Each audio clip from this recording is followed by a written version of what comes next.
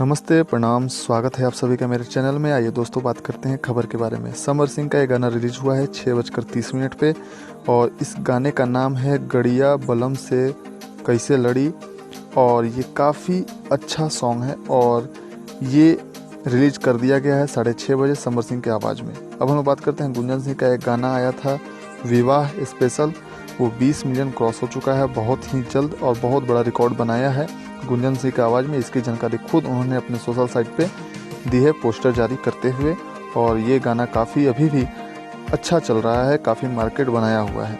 अब हम बात करते हैं अंतरा सिंह प्रियंका का एक गाना रिलीज हुआ है 6:15 पे, जिसको गाया है अंतरा सिंह प्रियंका ने, म्यूजिक दिया है रोशन सिंह ने। जिस गाने का नाम है जब साटीला टिकुली लाल। जी हाँ, इसको रिलीज कर दिया है 6:15 पे। इसमें म्यूजिक गीत जो दिए थे वो हैं अर्जुन शर्मा और रोशन सिंह का म्यूजिक है इसमें। अब हम बात करते हैं प्रमोद प्रेमी जी का एक गाना आ गया है ललटेनिए जरी। प्रमोद प्रेमी जो कि उन्होंने आरजेडी के लिए गाया है प्रमोद प्रेमी जी ने और ये चुनावी गाना है प्रमोद प्रेमी के आवाज़ में। इसको रिलीज कर दिया गया है, कृष्णा बेदर्दी ने इसको लिखा है और म्यूजिक काफ़ी अच्छे तरीके से इसको सजाया गया है और ये आर्या शर्मा ने इसको म्यूजिक दिया है। ललटेनिए जरी, कल बिहार का चुनाव का जो भी इलेक्शन कैंपेन का रिजल्ट डेट अनाउंस हुआ है उसके उपलक्ष्य में यह गाना है। अब हम बात करते हैं देवी गीत का। देवी गीत कल्पना जी का आ गया है आप सबके बीच में, मैया के रिझावल हो।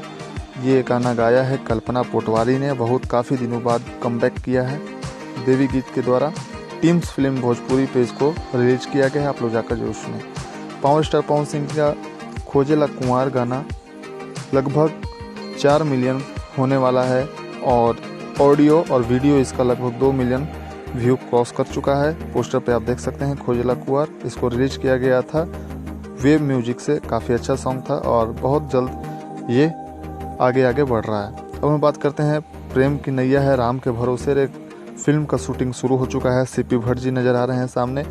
उसके अभी मुख्य कलाकार का जो भी अनाउंसमेंट है नहीं किया गया है अभी फिलहाल। सीपी भट्ट जी ने इस बात की हमें जानकारी दी है अपने सोशल साइट के द्वारा।